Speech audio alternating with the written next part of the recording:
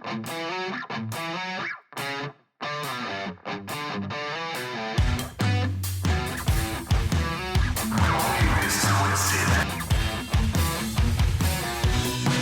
welcome to another show of Don't Get This Twisted. I am Rob, along with my co-host, as always, Tina. How are you today? I'm good, Rob. We're doing this at a different time, so I'm kind of digging it. I know, very wild. We're doing an afternoon recording, or actually morning. It's not even afternoon yet. It's not. It's what happens when we both have the same day off.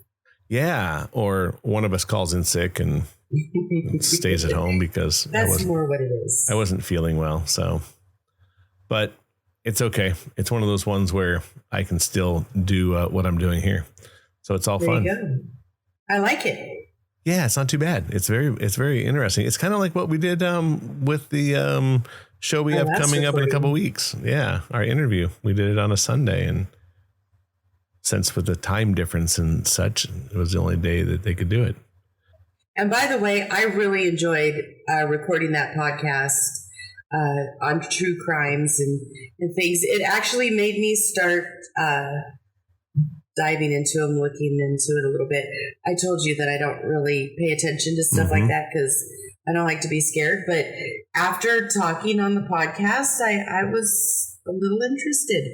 So yeah, and she dives into some fucking winners, man. Like, holy shit. It just goes to show you there's some crazy fucking people out there. Yeah. The cool thing is she's so darn cute and so upbeat and bubbly. Mm-hmm. And then her passion is true crimes. I found that a little, I don't know. I was surprised. Yeah. She didn't fit the personality that I was expecting at all. Exactly. Because I thought before I actually saw who she was, I kind of thought the same thing. And then, of course, you see her and she's like this little cute girl who's like, hey, guys. I was like, oh, wow. But yeah, she would have been somebody we would have buddied up with in high school. She was totally that like easygoing.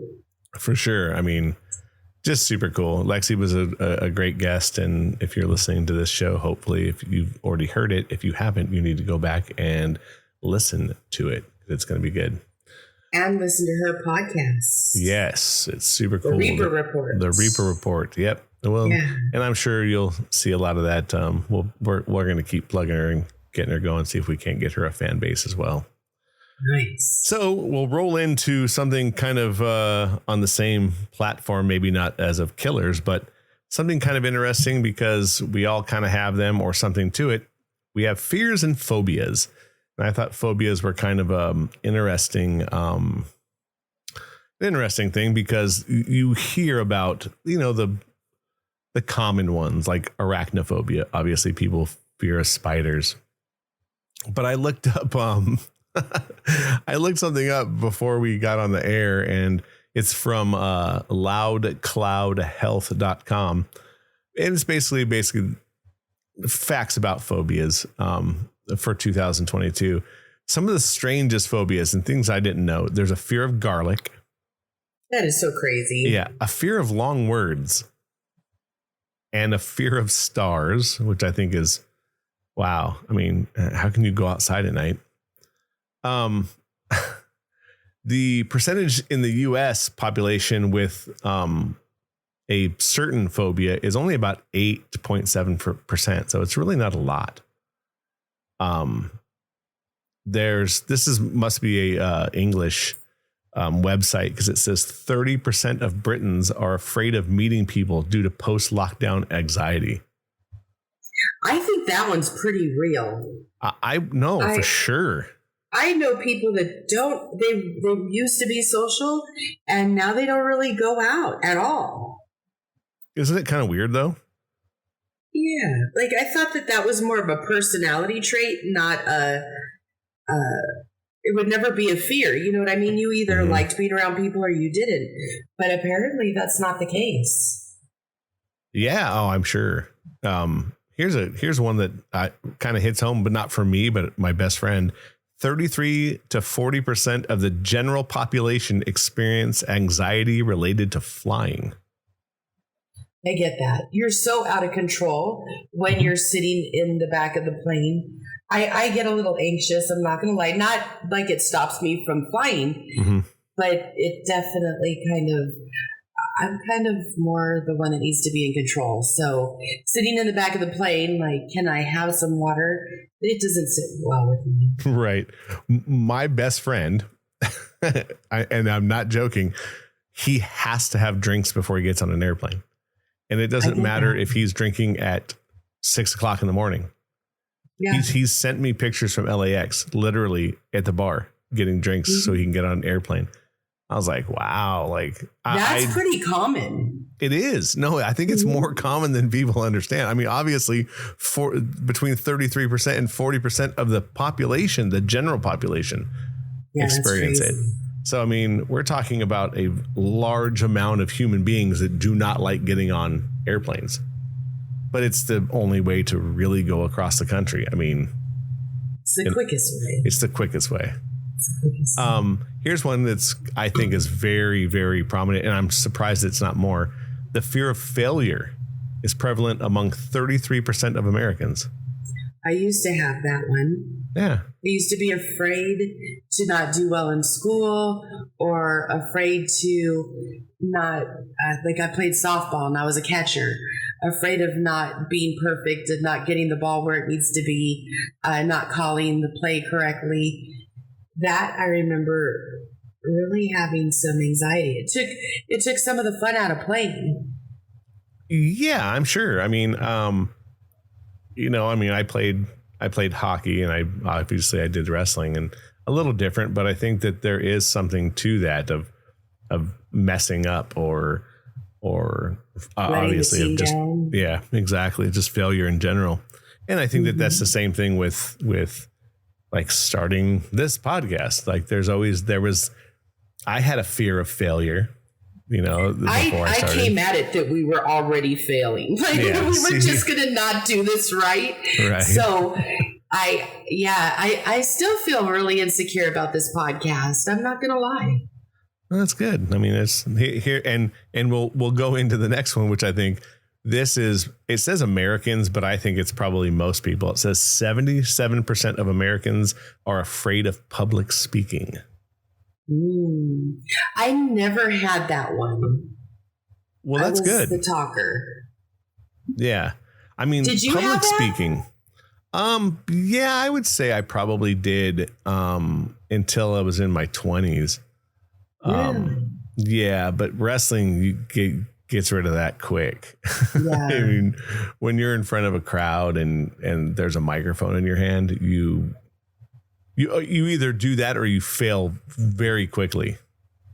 So, yeah, I got over that shit quick. But I know a lot of people. They actually have like things called I almost said podcast.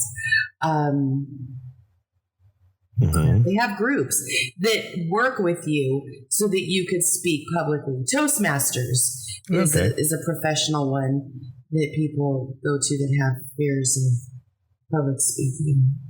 I mean, that one doesn't surprise me. I think that's very, very, very prevalent. And it just, and then it ramps you up. People who dig it. I know people who are wrestlers that couldn't wait to be out in front of everybody. Just give me the mic, let me go and go to work. So, I mean, I think it's common though. More than 75% of adults suffer from dental fear. I have heard more people talk about not getting their teeth done because they were afraid of that than anything else. I get it. I've had a lot of dental work, so for me, I can give two shits. I'm not a fan of shots, but you become a fan of shots when they start pulling teeth out. Never had a tooth pulled out, but give me the shot. I don't want to feel shit when it comes to my teeth. Exactly. I see those dental tools and they look so barbaric here in the year that we're living in. And they look like something they probably used in medieval times. That kind of creeps me out a little bit, but The dentist is my friend. The dentist has kept all my teeth in my mouth, and I will keep going to him as long as I possibly could walk. Here's one. 48% of Americans felt anxious about getting infected by coronavirus. I get that. I think we all did. Nobody escaped that one, I don't think. I think there were people that were anxious, like super scared or super, in fear of it. I'd say that's still a very real fear because of the job I work in. People still don't want to come get their hair done unless it's like 7:00 on a Tuesday morning when nobody's going to be at the shop. Right. And literally they come out for that. And right now with work being the way it is, I'll get up and go and do it for them because you got to make your money somehow. Mm-hmm. Yeah. And I hear everybody in the shop, the buzz of that is very real still. You talked about something off the air with me before we got on that you had a fear of falling.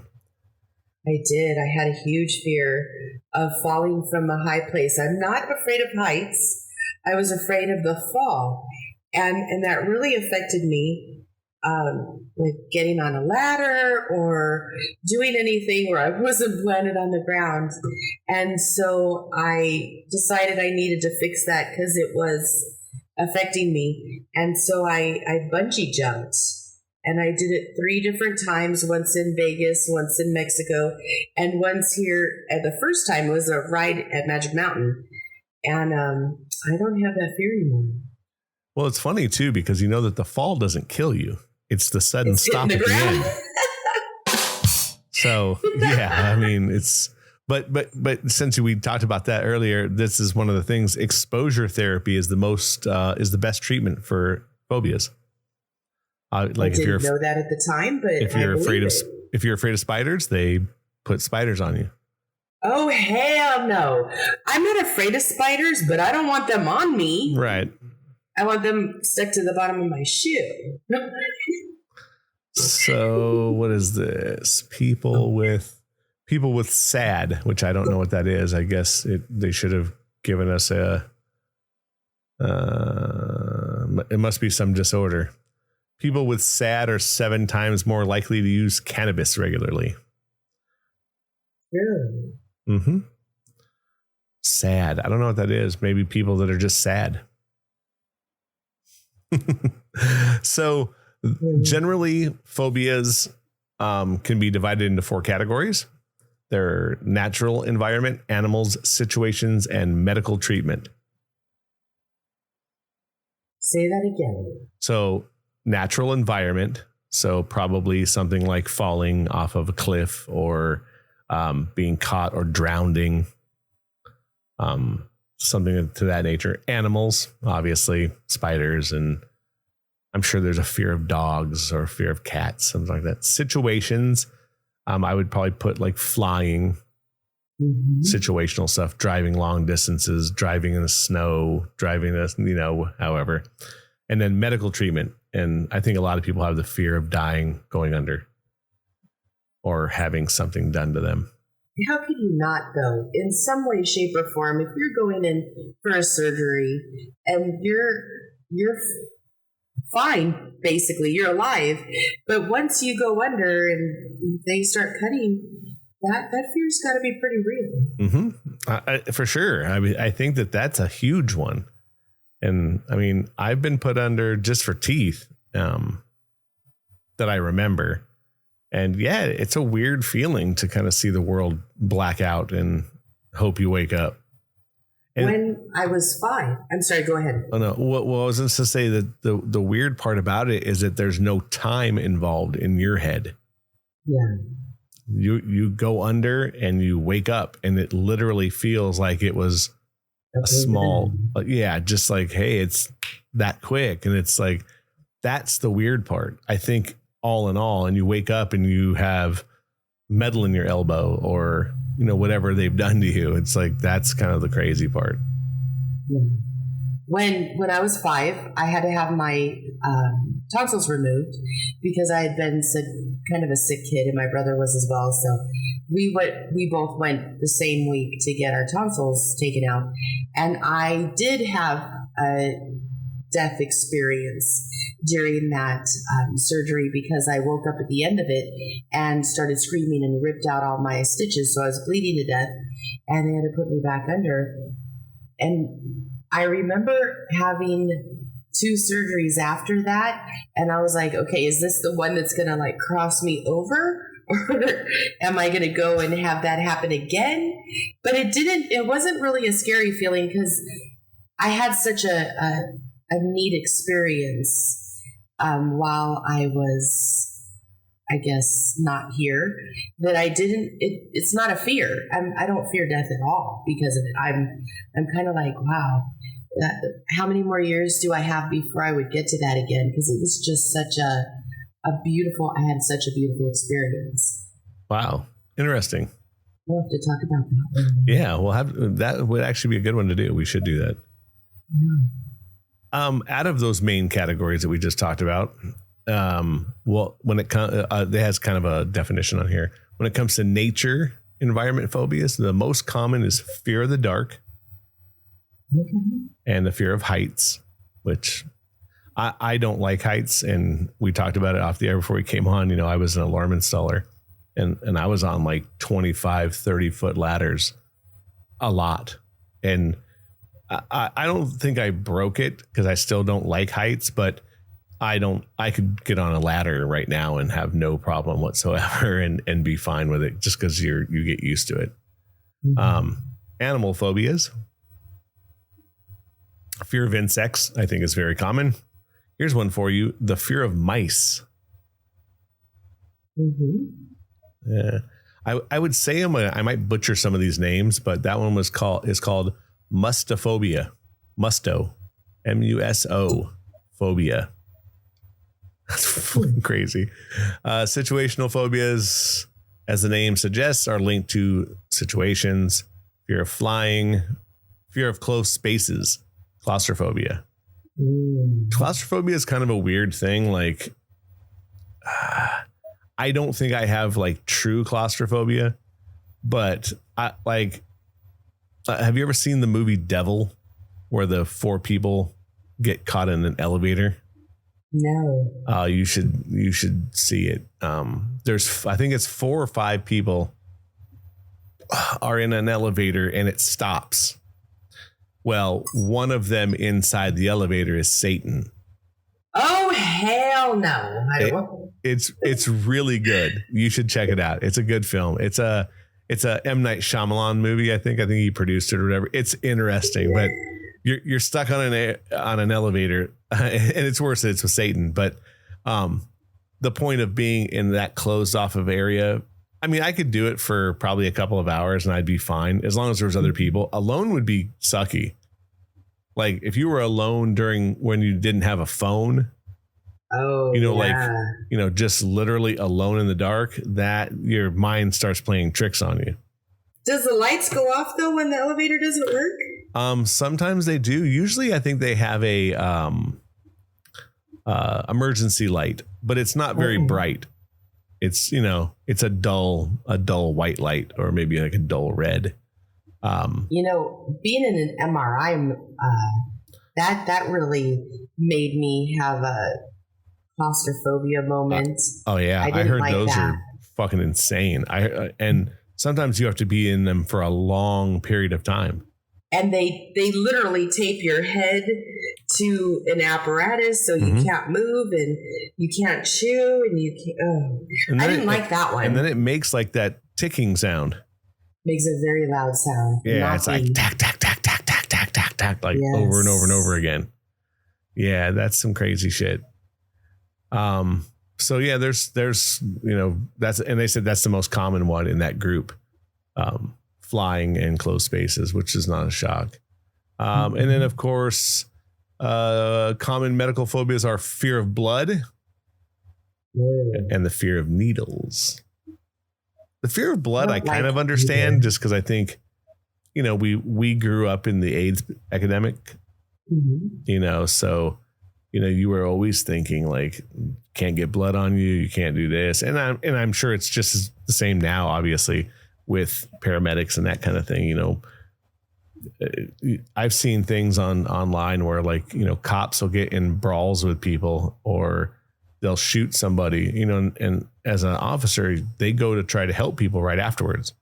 Mm-hmm. The people that they shoot, they actually try to save their life, and they're running and putting gloves on to try to, you know, got to make sure. So it's a very, I think it's a bigger thing than most people think. I think that's why a lot of people don't want to help people that are hurt.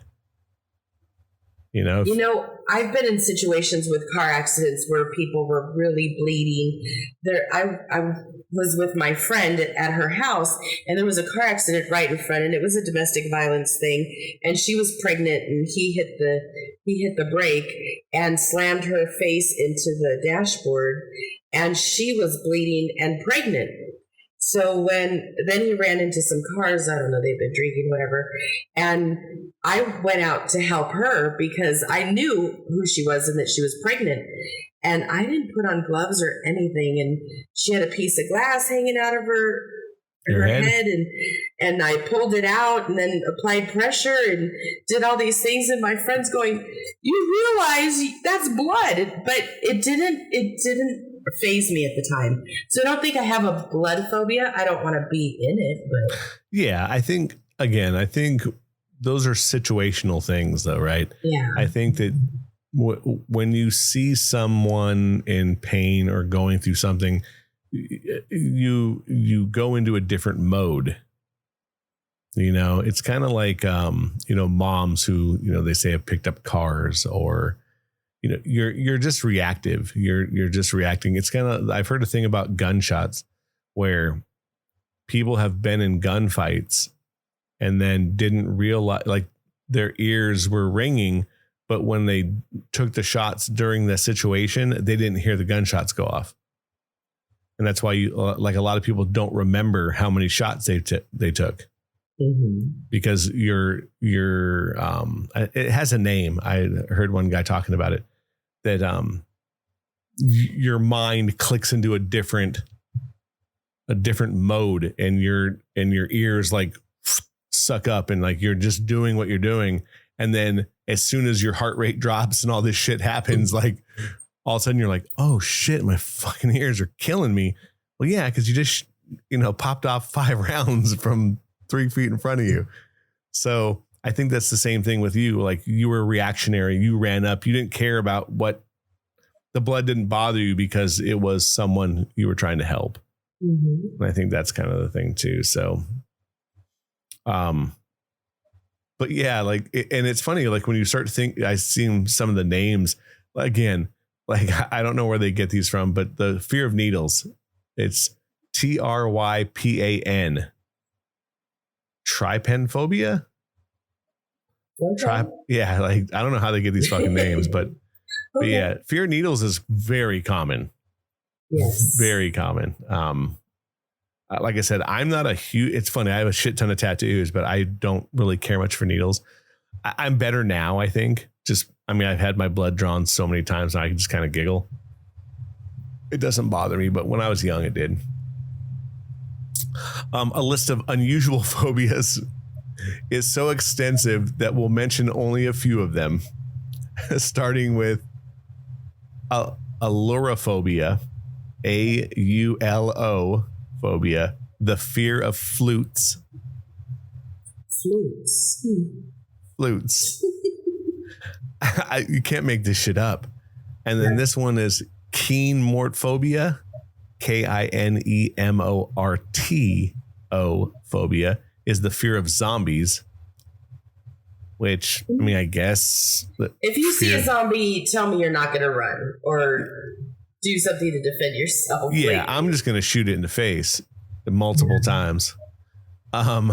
Here's again. That's alarm. For concern. Yeah. Here's some of the funnier ones. Like, and again, these are all 100% real. There's the fear of symmetry. Things being symmetrical. Yep. Symmetrophobia. Then there's ablutophobia, ABLUTO. It's the fear of bathing. Oh no. Like not being able to I think more like a bathtub. than cleaning yourself. It's probably the fear of being in a bathtub, which I guess goes back to like the fear of drowning. But yes, the fear of bathing. I don't think, I mean, I could be wrong. I shouldn't say that. I should look that up while we're chatting about that. And it says the most, and perhaps the most unusual one. It's, I'm going to spell this one out, people. Sorry. ARACHIBUTYRO phobia or something phobia. Fuck, who knows? It's the phobia that you're scared that the peanut butter will stick to the roof of your mouth. No bullshit. That's a given. Why would you be eating peanut butter if you were afraid of that? Yeah, that's crazy. Oh no, crazy. The fear of bathing. It's the fear of cleaning yourself. No. Yep. Is the overwhelming fear of bathing, cleaning, or washing. Yikes. I'm so glad I don't have that one. Could you imagine? No. I mean, what do they do? Like, it's fucking, and what is the fear though? I don't understand. Let's see what it says. We'll look that up since we got a little time here. Please. Let's look this up and see what it says. Okay, here's the medical definition. The definition: people are afraid of washing, bathing, or showering. Bathing is a vital part of both medical treatment. Many people can live productive lives with their phobia under control. How do you clean yourself? Symptoms: lack of washing can have body hair. Here's the symptoms you get: racing pulse, difficult breathing, feeling faint or lightheaded, heart palpitations, feeling suddenly hot or cold, shortness of breath, shaking or trembling, dizziness, dry mouth, or nausea. It sounds like you got a cold or you're having a heart attack. Sounds like you're tripping. Yeah. I don't know about all that. And they don't know why. There's no causes, but obviously they're scared of it because not cleaning yourself leads to disease. That's crazy. I'd never heard of that one before, and we're not going to go down that road. Crazy. Yeah, I like to be clean, so that's not going to be my problem. Yeah, exactly. It's like, look, I don't want to smell like ass. That's my phobia. That's not the only thing you'd end up smelling like, though. No, you would. Well, and it even talks like it talks about like what happens because of like your hair and, you know, your body hair, and you start giving off funk everywhere. It's not good. And then obviously if something happens, like you get a cut or whatever, there's other things that can happen. Yeah. And it says the most common symptoms of phobias are kind of what we just talked about: palpitations, dizziness, shaking, diarrhea. Oh, wow. Nausea and shortness of breath. Shortness of breath, I can kind of understand, like, because you go into panic mode, right? You know, like I said, I don't mind small spaces, but I'm sure after a while, you know, being locked up alone. I wonder, there has to be a fear of being alone. There's got to be one. You talked about diarrhea being a symptom of the phobia. Could you imagine having that? I'm not wanting to bathe. Yeah, exactly. That's a shit show right there. Yeah, that's literally that's a super shit show. I mean, can you imagine you're shitting yourself all over because you're afraid that you have to go take a bath, and now you're covered in shit that you can't go bathe. And you don't want to clean yourself. It's about cleaning yourself. Yeah, I couldn't do that. Yeah. We didn't talk about the fear of clowns, which is a very real. I'm sure it's in here. I'm going down a few facts. So here's one for you. 1.7% of the general population suffers from aragophobia. agoraphobia, AGORA phobia. It's the fear of open spaces or the fear of crowds.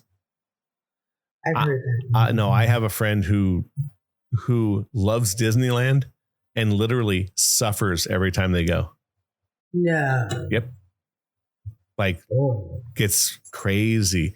And again, most people, you know, will stay at home. Could you imagine if you were during the lockdown? They must have loved that shit.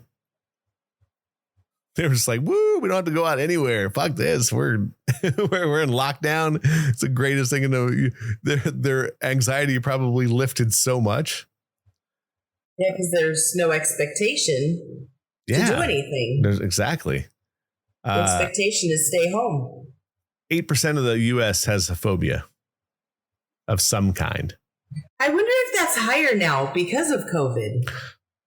I mean, this one that I'm looking at on this webpage was for 2022, but I would not be shocked that if it would be a little bit higher.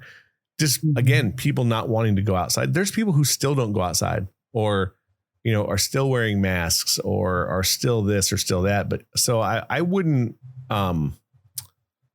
be shocked if it's a little bit higher because, well, I see it a lot in older people, and older people isn't really all that much older, but by their 70s, people aren't wanting to come around because COVID could take them out so quickly, and they were so afraid of that. And I'm still seeing that with clients. There's a real fear of that right now.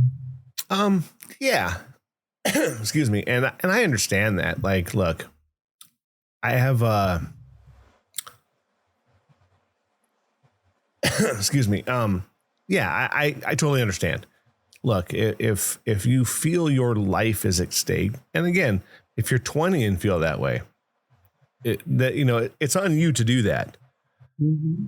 But I just couldn't see living my life that way. That I guess I just have a different outlook on how that is done. But yeah, I don't know. I find it even 8% is high. I mean, there's 200 million people in this country. So I remember. I'm sorry. Go ahead. Oh, it says it's about 19 million adult Americans suffer from phobias. That's a lot. I remember after getting in my first big car accident when the paramedic told me, we were looking for you before we got to the scene of the crash. Like, it looked like I had been thrown from the car, and I wasn't. I was still in the car with my seatbelt on, thankfully. But I remember not being able to drive. I was afraid to drive after that happened for quite a long time. And I'm a driver. I put some serious miles on my car. I don't even go anywhere. I drive everybody everywhere now. But that was huge for me because I was afraid of dying in a car after that accident. Right. So I know how it feels to go through that, but you have to continue to live your life and not let the fear get you to where you can't even breathe. That's a lot. Yeah. Well, or can't go outside. I mean, there's a lot of people well before this pandemic that didn't like going outside.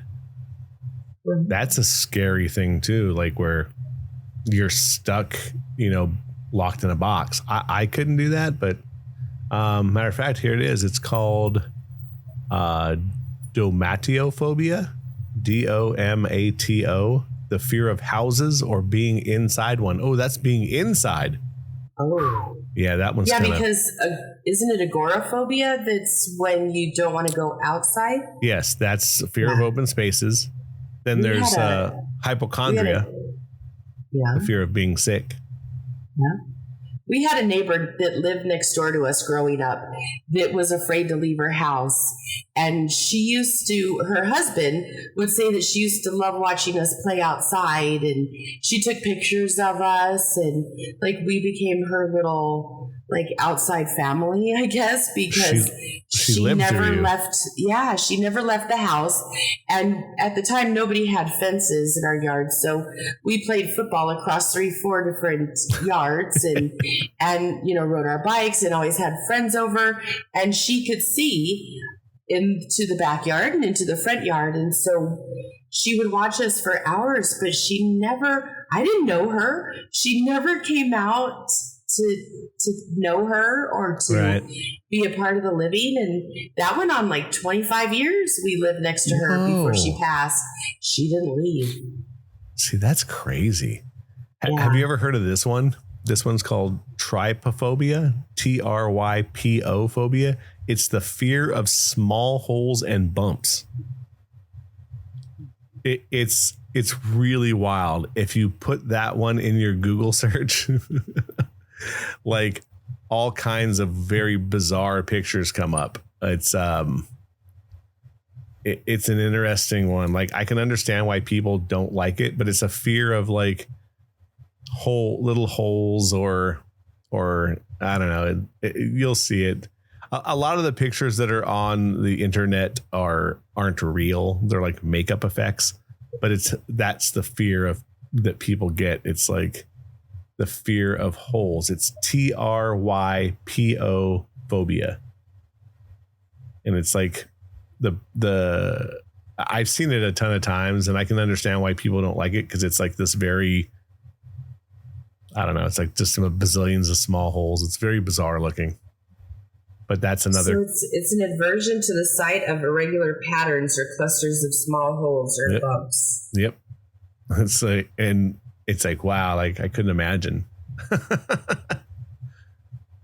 But, you know, like I said, a lot of the internet pictures aren't real. They're just makeup effects, but they're just kind of showing you like what it would be like.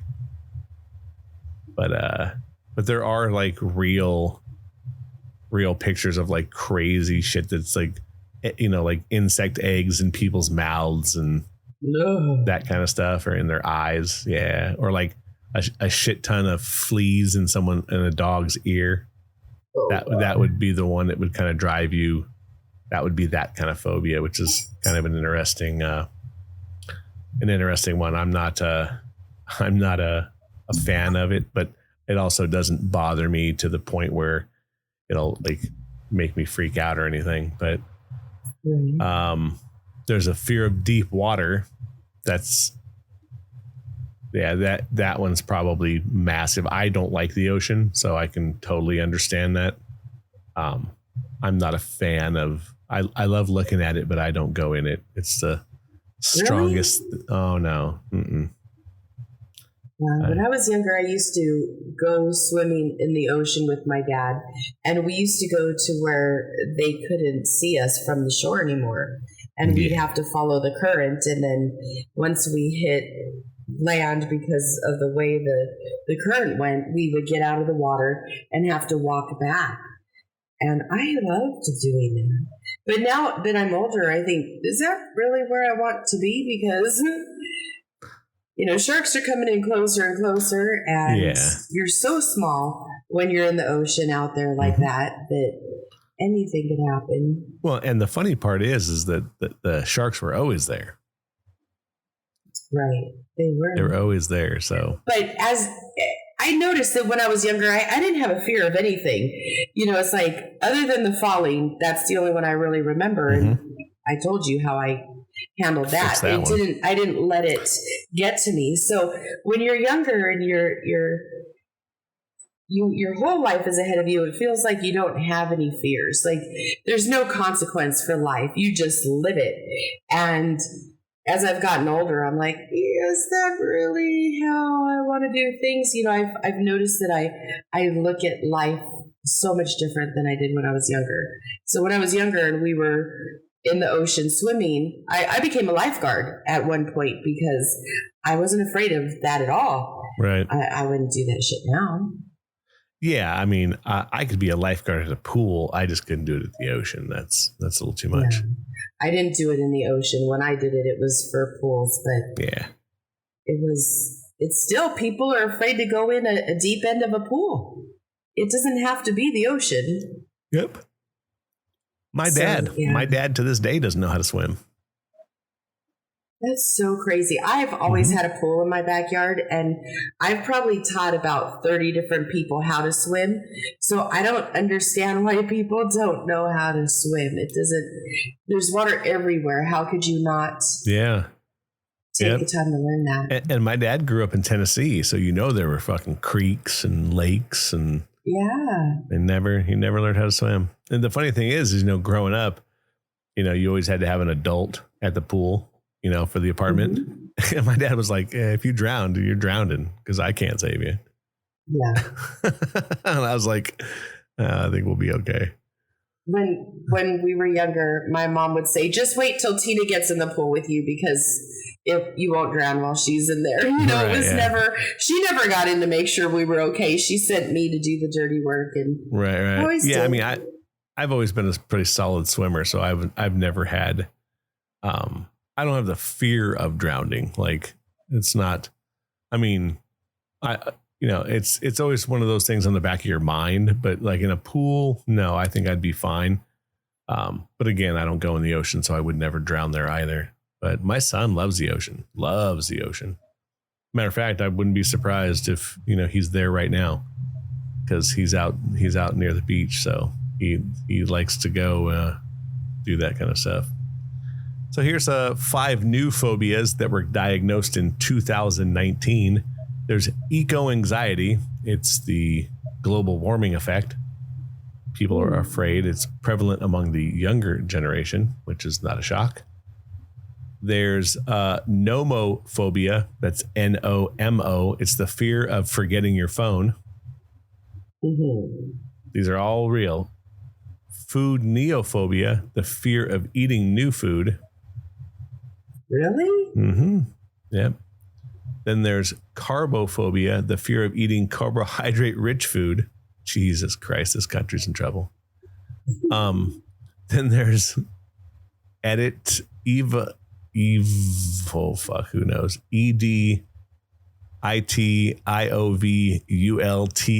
phobia, the fear of being judged on social media. Ooh. Yeah, we're fucked. We're I get that though, because social media, people are just dicks. Let's be honest. Like when you're on social media, people that don't have balls to say something to your face, they'll text you, they'll write it out, they'll shitstorm you is what I call it. Mm-hmm. And then they're like, well, why are you getting offended?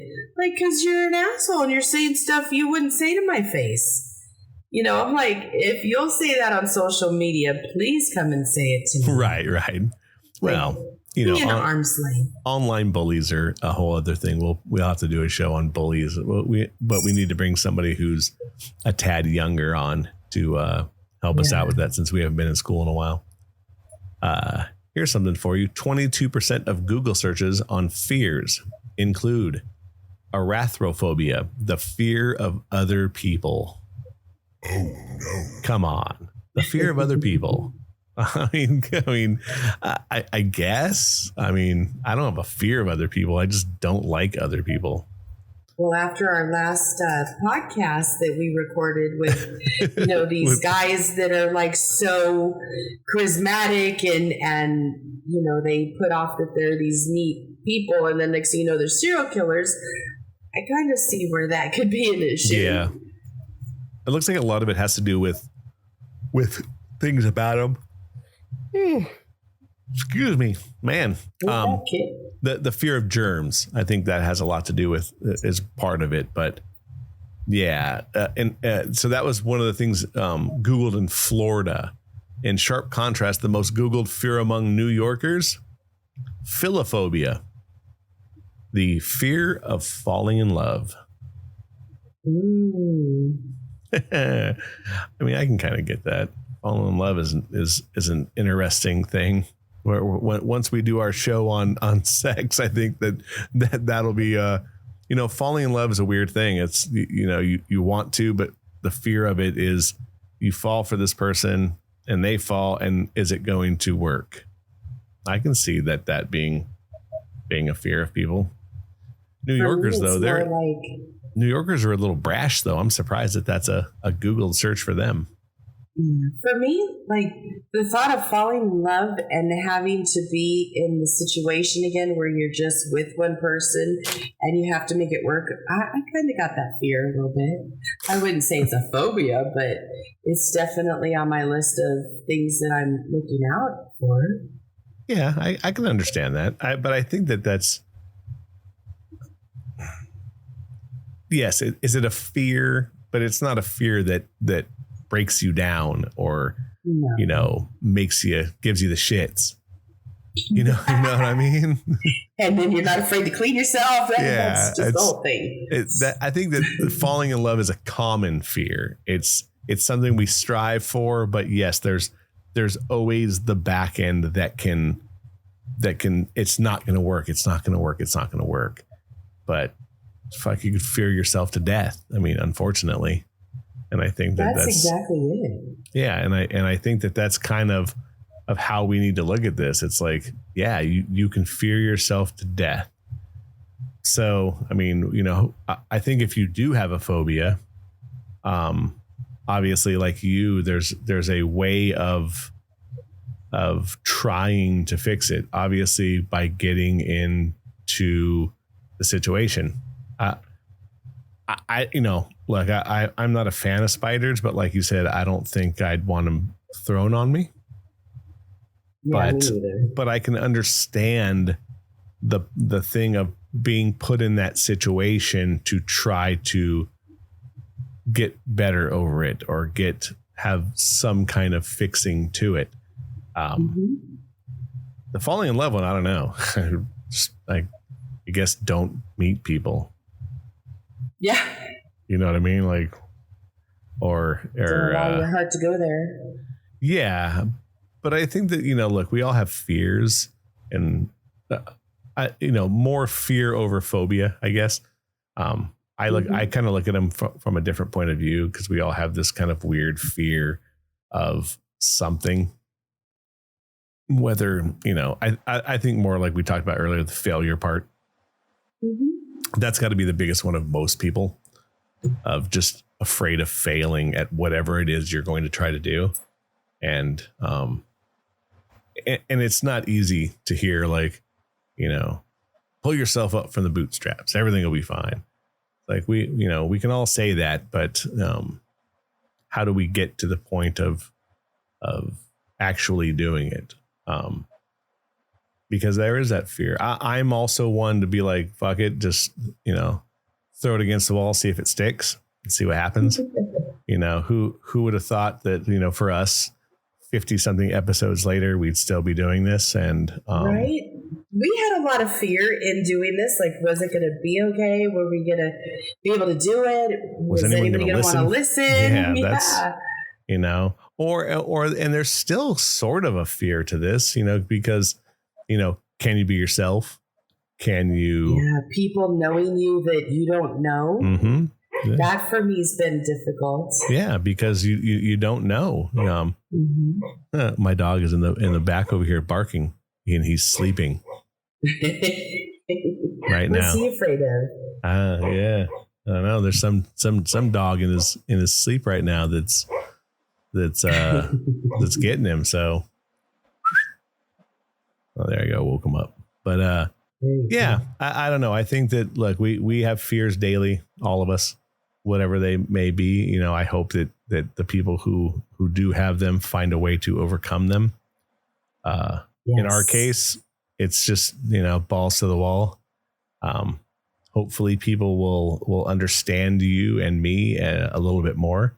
And like, we talked about something off the air, which, it's quite the thing, you in the dating world, people might, if you tell them you have a podcast, the first thing they do is go out and listen to it, that's a real thing. Yeah. Which is great. But yeah, that they're going to see who we are for real.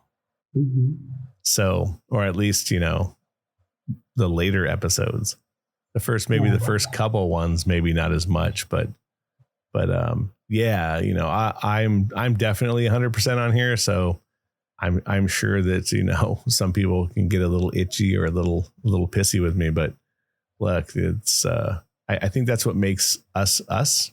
We have no fear sometimes, and we just got to keep on going. And I think that if you have a phobia or a fear, you have to find a way to not let it cripple you.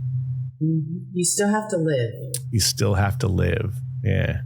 Because like there's not many, you know, how many more years you got? Can't let the spiders in the attic bother you. Because let me tell you, they're in the attic. Well, lots of them. They're in your bathroom. They're in your bedroom. They're in your car. They're everywhere. The first time I went into an attic when I was doing alarm installations, that my supervisor at the time that was there with me goes, "Hey, just so you know," right before I went in the attic hatch, he goes, "Just so you know, there's a lot of fucking spiders up there. Don't let them bother you." And I was like, "All right." He goes, "If you put your flashlight up and there's one in front of you, just move the flashlight to the side." So I'm like, "All right." And I was waiting for this rod to come up, blah, blah, blah. And I'm looking at it and I put my flashlight up and there's a fucking spider probably 2 feet in front of me, big. And I went, whoop, and I moved my flashlight to the side and was like, "There's fucking spiders up here. It doesn't matter." He goes, "I just got to keep on going." And, you know, and I crawled in a lot of attics with a lot of, I'm sure, shit that was up there. So I saw dead rats in attics. Like, yeah, so you'd be surprised what's in your attic. It's not what people think. That's why a lot of people, you know, we should try to fumigate as often as you can, because, you know. You kind of want to keep spiders around. Spiders get rid of all the other bugs. But rats, Yeah, no, that's another story. That's why I've always had a cat. Yeah. And I always seem to get presents of dead rats, mice, lizards on my front porch. But at least they're not running around with my cat. No, they're actually they're trying to give you a prize. They're like, "Look, Mom, look what I did. I did my job." Yeah, yeah. My mom had my mom, when she lived in Iowa for a while, had a cat, big ass cat. His name was Dakota. He was big. He had a big fat head, and he would bring like squirrels and rabbits. Like big animals, but he was big. He was probably, I don't know, 20-pound cat. He was big. He was mean. I mean, he was a nice cat, but he was just like rugged and had a big old barrel chest on him because he was an outdoor cat. So he ran the neighborhood. So he was 20 pounds and lean and muscular. It was interesting. But my mom would always get mad. There'd be dead birds on the front porch, and she'd be like, again. It's like, yeah. I always get out the plastic bag and go, "Thanks, guys." Yep, thank you. And then I'm thinking, God damn, I got to do this again. Yeah, that's what's kind of good. But, you know, dogs, not so much with that. You know, they're maybe with squirrels, but mine's too young. He's not running after squirrels yet, but I'm sure he will soon. I had a cat that liked to go after those black, like, mockingbirds. I don't know if they're mockingbirds around here, but the crows or whatever the hell they are. Yeah. And they would dive at the cats. And I had one cat that used to be able to flip out of nowhere, just be standing, flip, and next thing you know, on top of this bird, and feathers and loud noises and everything was going. And I would just wait because he seemed to love the catch. So I'd wait and he'd drag it onto the front porch and drop it and come in like he did something really good. And you know, people don't understand like how strong a domesticated cat is. When they grab a hold of something and they don't want to let go, they mean it. They mean it. They go to work. Yeah, it's pretty crazy. All right, Teen. Well, we got another one in the book on fears and phobias because we all have them. And obviously there's some really crazy ones. I'm glad I got to take a little look at this list because, people have some crazy. It makes you kind of not feel so bad about yourself and what you're going through, does it? Yeah, it makes you kind of feel like you're normal because I don't have a fear of garlic or long words. I love long words and garlic. Yeah, it's like, speaking of garlic, we need to do Chi-Chi's. Oh, I'm so in. Yeah, me too. It's been a while. I need some sourdough. So are we doing that this weekend? Maybe. We'll have to see. But yeah, I don't see why we couldn't. It should be good. Okay. All right. So you can catch us on Spotify and Google and Apple and Amazon, iHeartRadio, Facebook, Instagram, sometimes Twitter. Share the show with your friends. We need more listeners out there. Share it all over. We're still like 7 states short until we get to 50. We're still worldwide. Lots of people in England listening in lately. We got Brazil. Thank you, Tennessee. Thank you, Tennessee. Lots. Yeah, and who was the one? Where were we? That there was a lot just yesterday. Maryland. Oh, Canoga Park. Canoga Park. Yeah. Hey, if you're in Canoga Park, we know you. So let us know who you are. Yeah, because if not, you're a friend through a friend through a friend, because we know a lot of people. Exactly. All right. Well, as you know, this is an opinion show, so don't get it twisted. Keep coming back, keep sharing, and we'll see you in a week. And I'll see you in a week too, Tina. I'll probably see you this weekend because we're going to eat. Right on. All right. Talk to you later. Bye.